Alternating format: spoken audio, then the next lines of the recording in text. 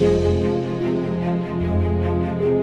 you serpent, na wewe nyoka, because of what you have done, kwa sababu ya kile ambacho umetenda, you shall be crawling on the floor. Utakuwa unatembea chini. And your food is the dust. Some of the challenges we are struggling, shida ambazo tunapitia, are as a result of placenta manipulation. So if the arm is called to be a witness, it gives records, it can speak, and it can hear.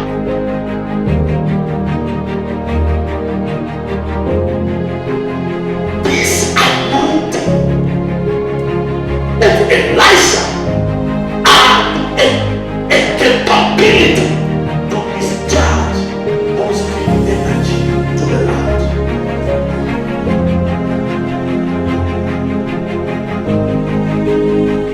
Of the dust. siri za vumbi. From the scripture we have seen Kutoka kwa maandiko ambayo tumesoma, that God formed man from the dust. ya kwamba Mungu aliumba mwanadamu kutoka kwa vumbi. And the first man that God created was Adam. Na yule mtu wa kwanza ambaye Mungu alimuumba ni Adamu.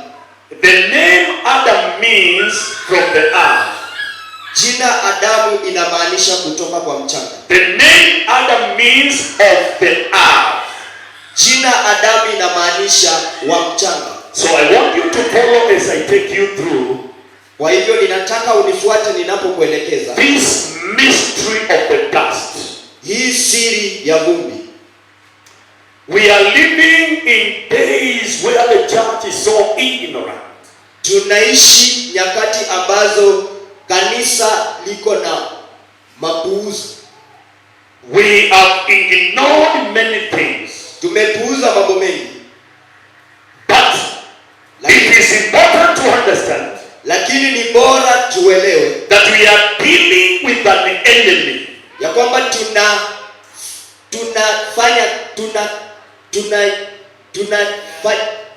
tunakabiliana na adui. We are dealing with an enemy. Tunakabiliana na adui. An invisible enemy. Na yule ambaye haonekani. Who is so cunning, ambaye ni mjanja, using all devices, anatumia mbinu zote, methods, njia zote to fight, kupigana, and not just to fight, na si kupigana tu, but to terminate destinies, lakini kusambaratisha hatima, and to destroy lives, na kuharibu maisha, and to destroy progress and success of people, na kuharibu kuendeleza na manufaa, using some mysteries that we have ignored, akitumia siri ambazo tumepuuza sisi. Praise the name of the living God. Jina la Bwana litukuzwe. When you read your Bible, unaposoma Biblia yako in Psalms chapter number 27, katika Zaburi mlango wa 27 verse 1 to 2, mstari wa kwanza hadi wa pili, David is revealing to us Daudi anatuonyesha a deeper mystery about the dust. Siri ya ndani ya vumbi. We have seen in Genesis chapter 3 verse 17 to 19. Tumeona katika Mwanzo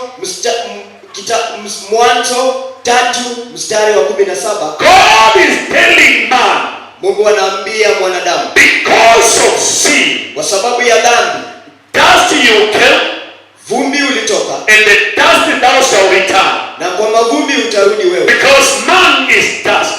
Kwa sababu mwanadamu ni vumbi. So if man is dust, Na kwa hivyo kama mwanadamu ni vumbi, let's see what David is saying in Psalms 27. wacha tuone chenye Daudi anasema katika Zaburi. The Bible says, Biblia inasema verse number 2, verse number 2, when my enemy comes wakati adui zangu wanakuja to eat up my flesh, kukuja kukula mwili wangu, they shall stumble and fall down. watajikwaa na waanguke. So you go to understand, Kwa hivyo unaenda kuelewa in the realm of the spirit, kwa ile asili ya katika ulimwengu wa kiroho, katika ulimwengu wa kiroho, we have enemies. tuko na maadui. They are invisible enemies. Ni maadui ambao hawaonekani. They normally come Wanakuja when we don't see them. wakati ambapo watu waone. And these enemies Na maadui hawa have an ability wako na uwezo to eat up our flesh kukula mwili wetu and to drink our blood. na kukunywa damu yetu. They are called blood drinkers and flesh eaters. Wanaitwa wanaokunywa damu na wanaokula mwili. David says, Daudi anasema, when my enemies come wakati maadui zangu to wanakuja eat my flesh, kukula mwili wangu, they shall fall down and stumble, and they shall stumble and fall. watajikwaa na waanguke. I want you to follow me, church. Nataka unifuate kanisa. After man sinned, Baada ya mwanadamu kutenda dhambi, God spoke to man Mungu akanena na mwanadamu. the words that we have heard. Neno ambalo tumesoma. He told him, because of you, Akamwambia kwa sababu yako the earth is already cast. dunia imelaaniwa. Because of you, Kwa sababu yako the earth is cast. mchanga umelaaniwa. You shall eat of the sweat of the land. Utakula jasho lako. And he turned to the serpent, Na akageukia nyoka. and he told the serpent, Na akaambia nyoka, and you serpent, na wewe nyoka, because of what you have done, kwa sababu ya kile ambacho umetenda, you shall be crawling on the floor. utakuwa unatembea chini And kwa the tumbo. food, your food is the dust.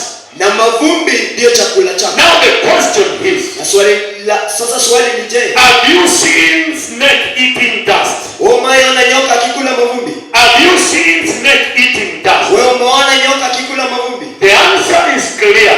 Jibu No.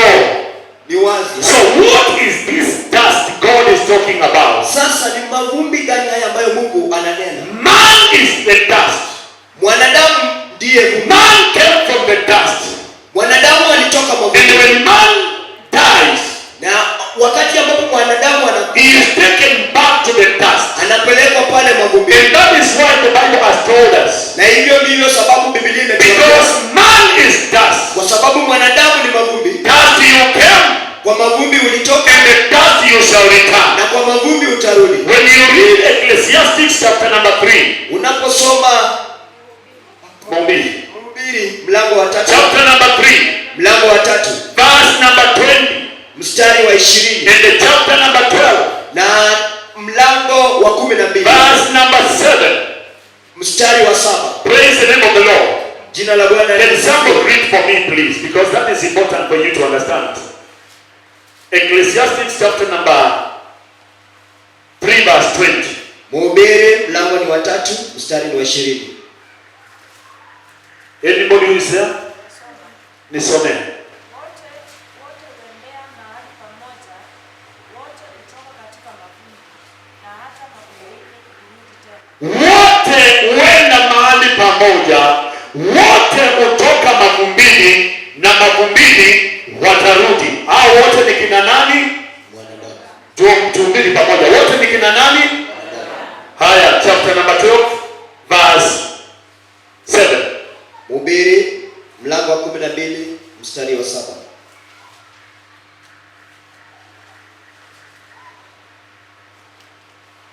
Nayo mavumbi huirudia nchi kama yalivyokuwa, nayo roho humrudia Mungu aliyetoa. I want somebody to read in English for me.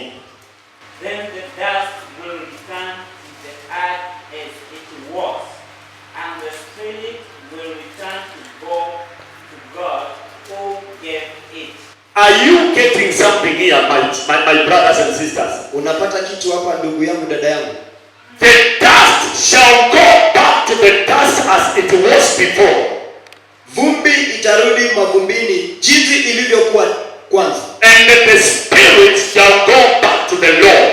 Na roho itamrudia Mungu. That tells you Hiyo inakuambia kwamba man is dust. mwanadamu ni mavumbi. And any man who is not in Christ Na yule mwanadamu yeyote ambaye hayuko ndani is the food of the serpent. yeye ndiye chakula cha nyoka. Is the food of the serpent. Yeye ndiye chakula cha nyoka. Because God says Kwa sababu Mungu anasema man is the dust. mwanadamu ni mavumbi. And he has commanded the serpent Na ameamrisha to nyoka feed on the dust. kula mavumbi. Hallelujah. So Haleluya. now I want to bring you to the attention Sasa ninataka nikulete that some of the incurable diseases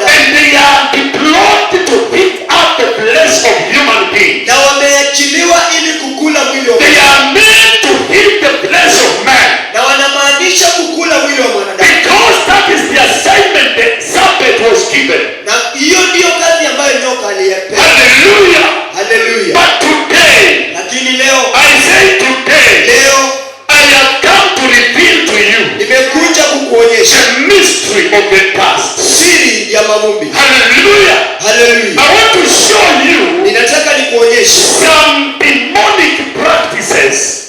jinsi za Some demonic practices. njia za kimapepo. Some of these practices you know. Hizi njia zingine unajua. But perhaps you have seen people performing those things. Na pengine umeona watu wakifanya hizo And you don't understand what was behind the practice. na hujakuja kuelewa kile ambacho kilikuwa ndani ya Praise the jambo. name of the living God. Jina la Bwana lisifiwe. One of the evil satanic practice, Njia moja ya kishetani, things that they do in the spirit world, ile ambayo wanafanya katika ulimwengu wa roho. they summon people. Wanaita watu, They summon people. wanaita watu, And when they summon people, wanapoita watu, how do they summon you? wanakuita namna gani? Listen to me, church. Nisikilize leo. One day you woke up Siku moja unaamka and you have your clothes on the line. na umekuwa umeweka nguo zako katika, umeandika nguo And as zako. you were picking your clothing, Na vile ulivyokuwa unatoa nguo zako you katika, found your shirt missing. unapata shati lako, You found your blouse missing. unapata hiyo blouse yako haiko, And you thought somebody just came intentionally to steal. na unadhani mtu alikuja tu na akaiba. The person who took that blouse or that shirt, Mtu ambaye amechukua hiyo nguo yako, there are even cases of ladies. kuna hata zile za wanadada, They just find their personal clothing are missing. wanaamka asubuhi wanapata nguo zao hazipo, And you tend to think that is normal. na unakuja tu unasema ni You kawaida. know, I'm speaking to you from knowledge and the practical things that I have witnessed. Unajua ninakuongelesha kutoka kwa akili na yale maneno ambayo nimeona mimi A mwenyewe. certain lady walked into my office sometime. Mwanadada mmoja aliingia katika ofisi, Not a member of our church because I deal with many people. sio mshirika wa mahali hapa, And she shared a testimony with me na kanena ushuhuda na mimi that one time ya kwamba siku moja she just woke up and found something amazing. aliamka na akaona jambo la kushangaza, That private pandi was just missing mysteriously. nguo yake ya ndani ilikuwa haiko. And immediately after that evil practice, Na baada ya hicho kitendo cha she kiroho, started experiencing unusual and immorage. akaanza kuhisi kitu ambacho si cha kawaida, No, si kitu cha kawaida, kutokwa na damu sio kawaida. kutokwa na damu ambayo si ya kawaida. Let me tell you, church, today, Wacha nikuambie these kanisa leo, are big mysteries I'm sharing with you. hizi ndizo siri ambazo These ninakueleza. are things that people will never tell you. Haya ni maneno ambayo mtu hata ikuambia. When you begin to experience such menstrual, unusual menstrual, Ukianza kuona hiyo kutokwa na damu, remember that piece of cloth.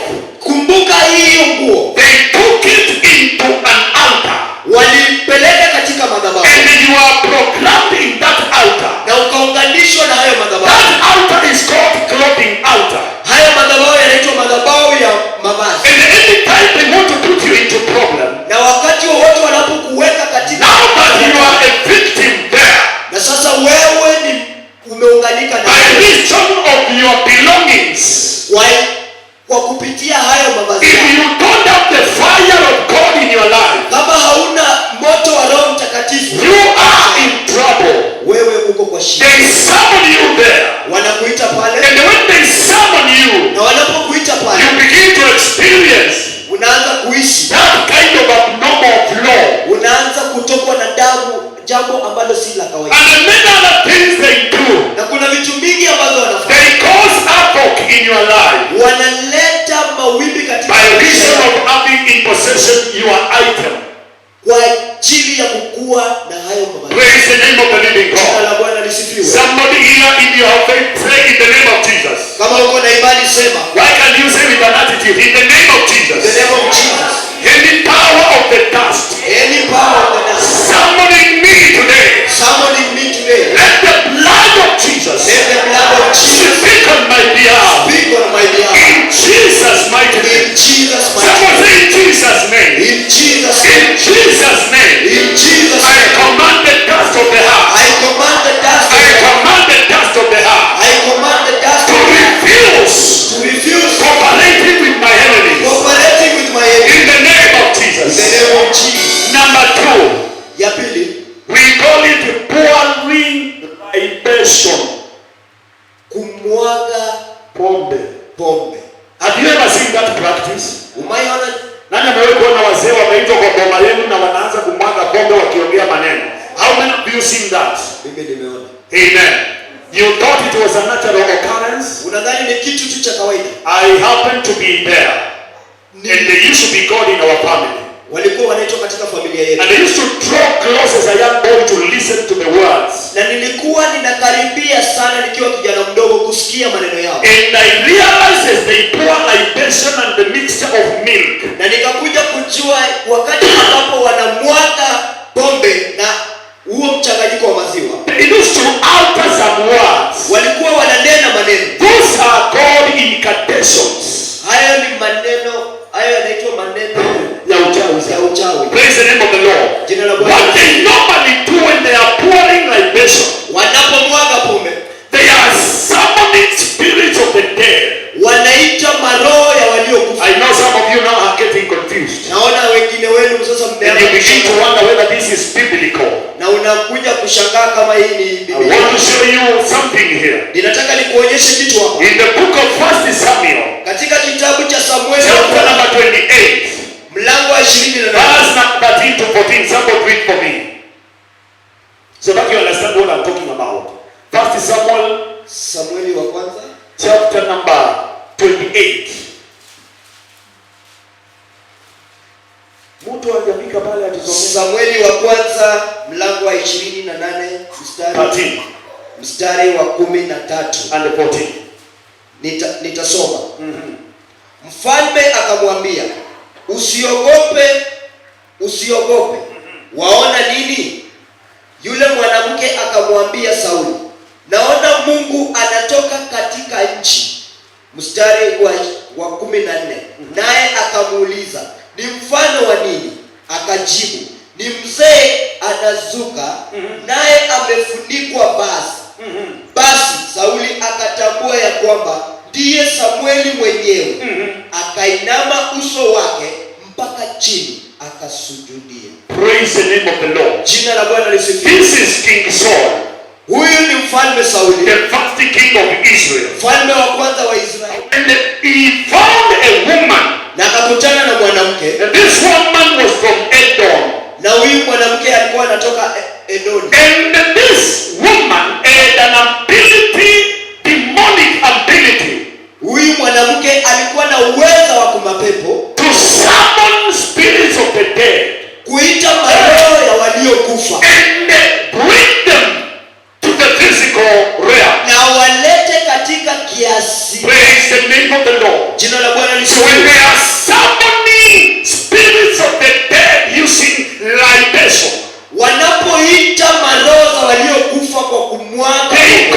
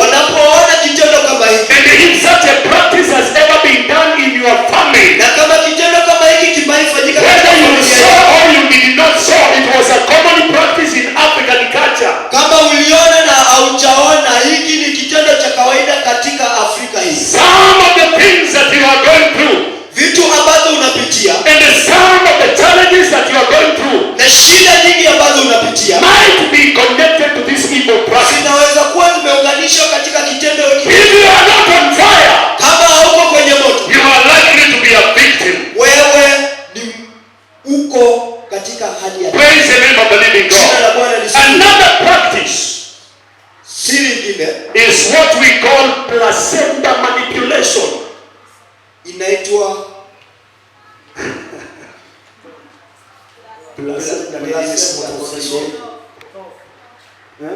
Kitovu. Si placenta si kitovu. If you want to understand that what we just check in the book of Ezekiel, Ezekiel chapter number 24, no, chapter 16. Ezekieli mlango wa 16. Mtu alisomea kwa Kiswahili mstari wa kwanza. Kiswahili. Nataka nikufunze vitu hapa ili maisha yako sasa, you got to be responsible for your own life with understanding.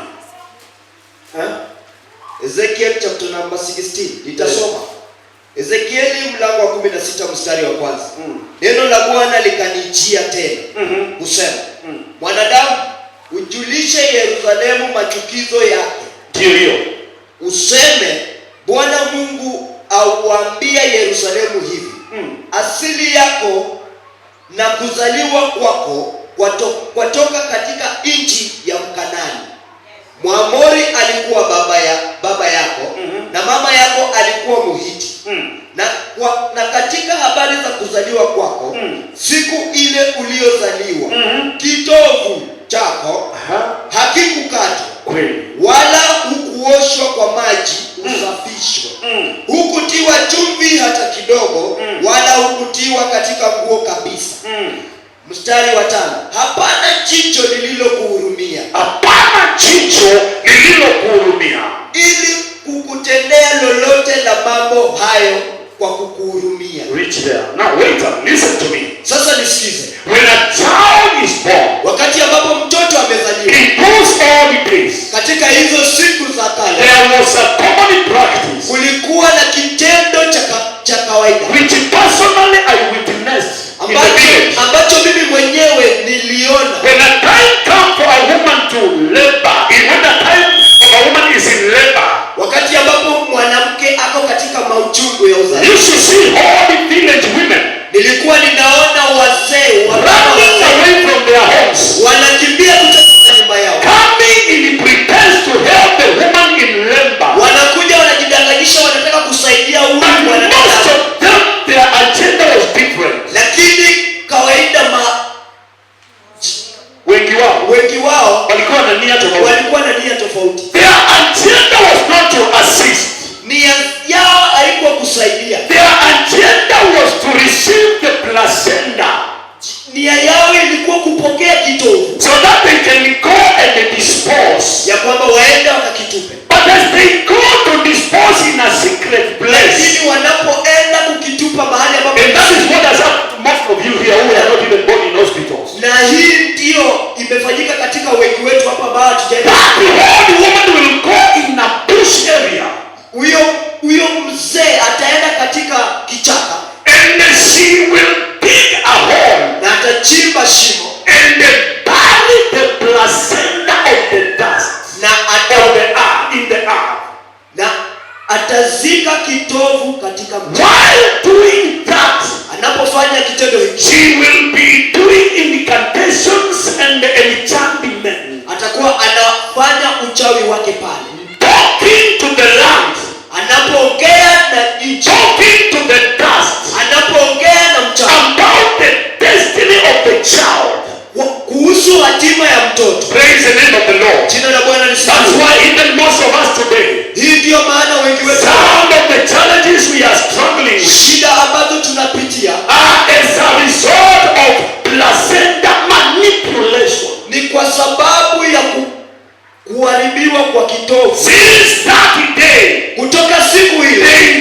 gave information to the dust about you. Walipopeana historia kwa mchanga, because what you need to understand about this dust, ambapo kitu ambacho inafaa uelewe kuhusu, as I wind up, I will show you some mysteries about the dust. Nitakapo nikimaliza nitakuonyesha the land that you see has living. Nchi ambayo unaona sisi tunaishi, it has ears, iko na masikio, it speaks, inaongea, it keeps records, inaweka historia. If only it is spoken to by men and the women of authority. Kama inaweza nenewa na waume na wanadada wenye mamlaka. God told Moses, Mungu akamwambia Musa, hallelujah, hallelujah, tell the children of Israel, ambia watoto wa Israeli, that today, ya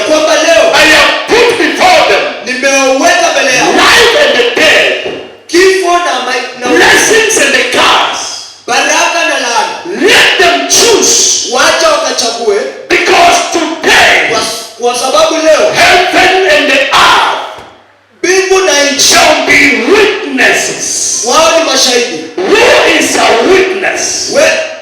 Can a witness speak? Talk to me. A witness. Can a witness speak in a court of law? Mshahidi anaweza ongea katika koti. Can a witness speak with giving evidence of what he or she saw and heard? Mshahidi anaweza ongea kwa kunena kile ambacho aliona na alisikia. So if the earth is called to be a witness, it gives records, it can speak, and it can hear. Kama nchi ni mshahidi, inaweza sikia, inaweza weka historia, na inaweza ongea. You didn't hear what I said? Haujasikia kile And God spoke to Cain. Mungu akanena na Kaini. And they asked Cain, Na kauliza Kaini, where is your brother Abel? ndugu yako Abeli yako? And Cain rudely answered, Na Kaini kwa kiburi akajibu, what a question are you asking me? swali gani unaniuliza wewe? Am I my brother's keeper? Kwani mimi ni yule mlinzi wa ndugu And yako? a voice from eternity spoke again. Na sauti kutoka enzi kanena. And they asked Cain, Na ikauliza Kaini, I can hear the blood of your brother speaking from the ground. ninaweza sikia damu ya ndugu yako ikinena kutoka Not mtoni. from the trees. Haineni kutoka Not mtoni. from the birds of the air. Haitoki kunena. Not from the grass. Haineni And not from the kutoka. stones. Na haitoki katika The jiwe. earth is speaking the blood that you have shed, the blood of your brother, and you have carried him. The blood is speaking from the ground. Damu inanena kutoka mchangani. Brothers and sisters, listen to me. Wapendwa nisikize leo. There are speakings that are speaking against you from the ground. Kuna maneno yananenwa kwako kutoka mchangani. And we ought to silence those voices. Na ni lazima tuyanyamazishe. There are voices speaking against your destiny from the ground. Kuna sauti zinanena kinyume na hatima yako kutoka Sorcerers and mchangani. the witches Wachawi know how to program people's destinies to the ground. wanajua kuunganisha na kuharibu hatima za watu kutoka mchangani. And anytime you happen to be in a certain geographical location, Na wakati ambapo unakuwa tu katika mahali pako, you begin to see things going anywhere. unaanza kuona vitu zikienda And mbali. you wonder what happened when I visited home. Na unaanza kushangaa ni nini kimetendeka wakati ambapo nimefika You nyumbani. just visit home, Unafika nyumbani and when you come back to Nairobi, you are sick. na unapokuja Nairobi You unapokuwa visit home, unaenda kule and nyumbani. when you come back to Nairobi, Kisirani from left, right, center. Unapofika Nairobi kazi yako inaisha na visirani And zinakuwa. you begin to wonder what is happening with me. Na unaanza kushangaa ni nini You ambacho are a victim in that geographical location. wewe umeunganika na When you came to that place, na ulipoenda kule the demonic world sense that your presence within that area, and therefore they have to rise and react against you. yale mapepo ya kule yalijua ya kwamba upo na yaliinuka kinyume na wewe. Let me give you a testimony some years back. Wacha nikupe ushuhuda. Miaka When I hiyo came to Nairobi in the year 90s, nilipokuja Nairobi, miaka hiyo ya mwanzo ya 90s, miaka hiyo ya mwanzo, anytime I go home, wakati wowote ninapoenda nyumbani, I come back, I find my job is gone.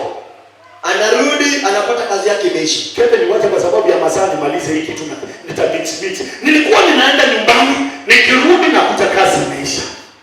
Na si kazi ya maana. And that thing happened several times until now I had to devise a way of how to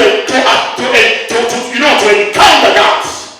Na nikawa sasa nikasema kuanzia leo nikifika ile soko ya kwetu ya mwisho, badala ya kuenda na barabara, jamani, shetani ni mchanga, shetani ni mbaya,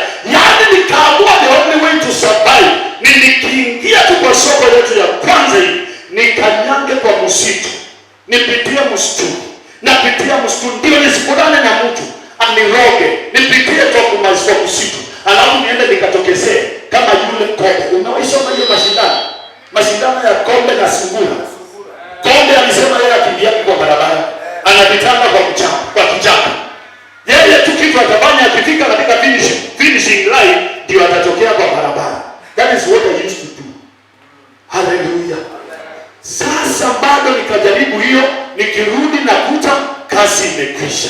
Nikajiuliza, maskini ole wangu, sasa nitafanya nini? Manake sijakutana na mtu kwa msitu. Kumbe I am programmed to the task, because let me tell you, wakati umekuwa programmed kwa task, bora tu ukanyage maeneo, they know you are around and they will do everything possible to destroy you. Praise the name of the living God. Sisi kwetu, my firstborn alimaliza miaka 7 bila kuona kitu inaitwa maize cob. The land was so dry. My wife is a witness. Waganga walikuwa wanaletwa kwetu, wanatembea. And the one thing I noticed, whenever they come to give a feedback, walikuwa wanasema shamba yetu iko na last. Unajua last? Rust. Kutu. Mchanga itawahi kuwa na kutu namna gani? Ndio nikakuja nikapata ufunuo. First Chronicles chapter 7 verse 14. If my people called by my name shall turn away from wickedness and they come unto me and they call unto me, sorry, I will hear them. Now look, note at the 2 words. I will heal the land. Kumbe mchanga ugonjeka. Bwana Yesu asifiwe. Mchanga unangojeka mpaka ukipanda chochote, hata uweke greenhouse, nothing can come out of that because the land is sick. You didn't hear what I said? The Bible says, when the children of Israel were in war with the enemies, one day, one of their own men was killed. Na wakaamua hawatamwacha, wakachukua ule mwili na wakaamua kukimbia. As they were running and the enemies were pursuing them, wakakimbia. Na by coincidence, but by divine nature, by a divine intervention, wakatupa ule mwili. Kumbe wameutupa na mwili ukaanguka kwa kaburi ya mtu anaitwa nani? Preach with me. Anaitwa nani? Elisha. I want you to listen to me now. When this man fell on the sculpture of Elisha, the Bible says the man who was dead came back to life. Do you know the chemistry that took place there? Unajua ni nini kilifanyika pale? Elisha, by the time he was dying, there was no man who was ready to take up the mantle. The mantle that he had taken from Elijah during the time of Elisha, there was no man. Hakukuwa na mtu wa kuchukua ile mantle anointing. Kwa hivyo alienda kwa kaburi akiwa na hiyo anointing. Nataka nisikize vizuri sasa. Elisha ako kwa kaburi, mifupa iko pale lakini imechemka anointing. Kwa hivyo Biblia inasema huyu jamaa alipogusana na mifupa ya Elisha, the man came back to life. Do you know what took place there? Listen to me, church. You better put this one down.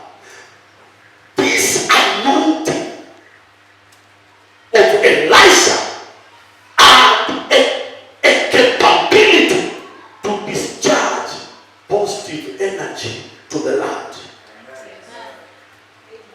Amen.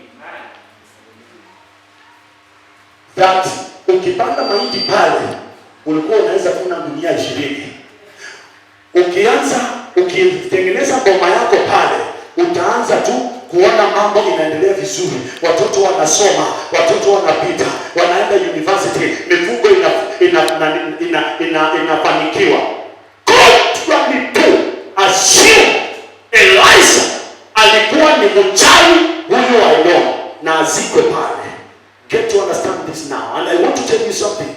And this is something that most of you need to investigate and find out why some of the things are taking place in your family.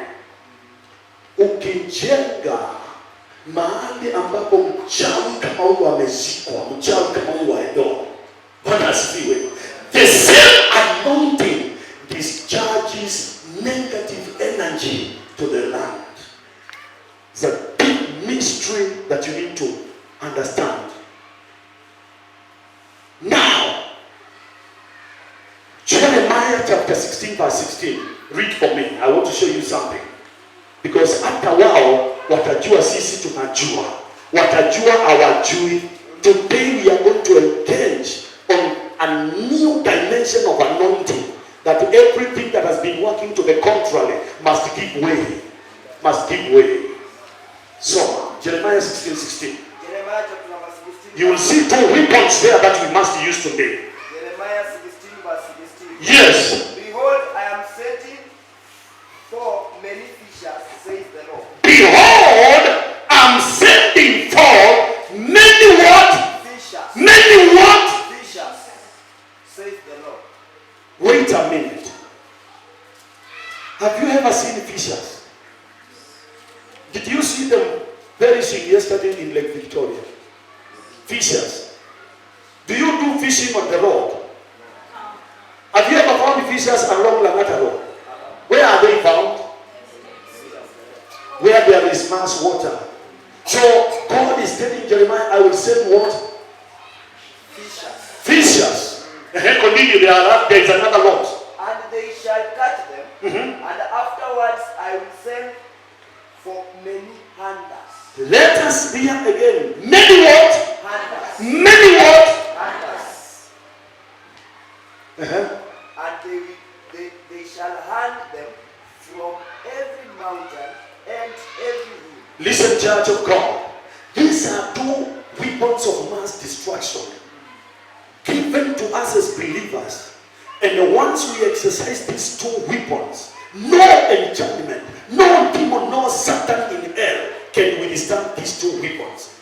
Fishers, these are weapons that we are given to deploy to deal with marine altars. Do you know marine altars? Do you know marine altars? Wait a minute, listen to me. God spoke to Moses, and he told Moses, now, because Pharaoh is becoming more stubborn, he doesn't want to release the children of Israel. I want you to do one thing. Tomorrow, very early in the morning, kabla Pharaoh aamke, kabla afanye nini? Enda mto Nile, go to River Nile. Na ukishafika amelala, because there is an altar in River Nile that you must deal with to weaken this man. Go and smite the waters of the River Nile. And the Bible says when Moses smote the waters, it turns to what? Somebody talk to me. To what? Which blood? The symbol of the blood of Jesus. Come on, you didn't hear what I said. It is now the time when the water turned into blood. The marine altar of Pharaoh was powerless. Somebody say in the name of Jesus. Say in the name of Jesus. Any marine altar raised against my destiny, I command you in Jesus' name. Receive the power of the blood of Jesus. Amen. Number 2. Placenta manipulation. Most of you here, you don't even know. If I send you to go and show me where your placenta was exposed, anybody who is aware? Munene unajua mahali iko? Do you know who is responsible to locate it for you? That second weapon called hunters. When you look at the two terms, fishers deal with marine altars. Hunters, wawindaji, wanawindanga baharini, wanawinda Nairobi. Si unajua kwenye wawindaji wako kijijini. You deploy this weapon called hunters. Somebody say in the name of Jesus. You know I'm helping you. I came to help you. Say in the name of Jesus. I deploy the hunters to go into the village, to go where my placenta was exposed, and they carry out judgment against the placenta manipulation in Jesus' name. Amen. It is done. It is done. Praise Jesus. I want to give you another evil practice called sand lifting. Sema sand lifting. Unajua sand lifting? Anybody with an idea? Yes, Emmanuel waeleze. Wanangoja tu ukiingia kijijini hivi tu wanakungojea, wanajifanya hawajakuona. Ukipita they come, wanachukua hiyo mchanga mahali ulikuwa umekanyanga. Hiyo ndio inaitwa sandlifting. Do you know what they normally do with it? They go and they speak. Simply kwamba inasikia wewe ndio tu umejawa na kiroho mingi. They speak to it. They tell it everything they want about you, about your children, your business, your projects, and after speaking to the sand, they don't just leave it there. They blow it into the air for it to carry out evil assignment against you, and anything called by your name must scatter. Yes. Must scatter. Praise the name of the living God. Na kazi lazima iishe saa hiyo kama uko na kazi. Hallelujah. Hiyo ndio inaitwa sand lifting. Even when you are driving, do you know when I go home in my village? Because kwetu ni moto, kwetu ni kumoto.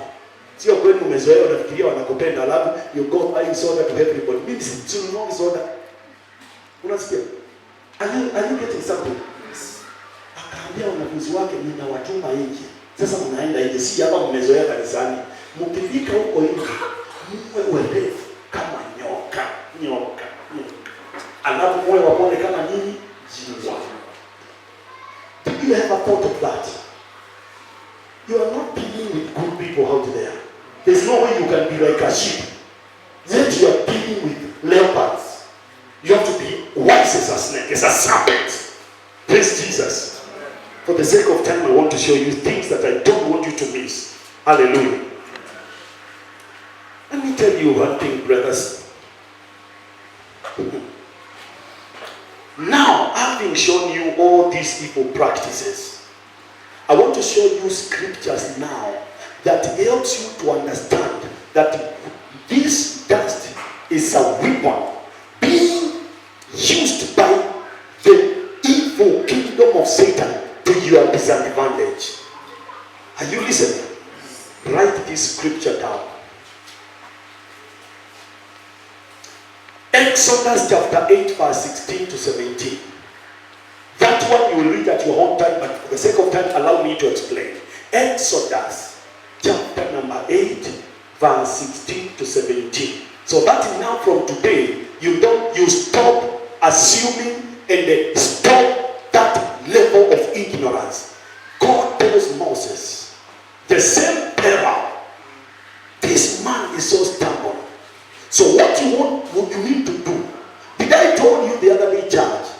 Don't be sitting down and start crying, telling God to fight for you. God does not fight battles for people. He fights through people. And you did it here. You don't just sit in the house there and start crying and telling God, you know God, who know this battle, Lord arise and fight for the fight.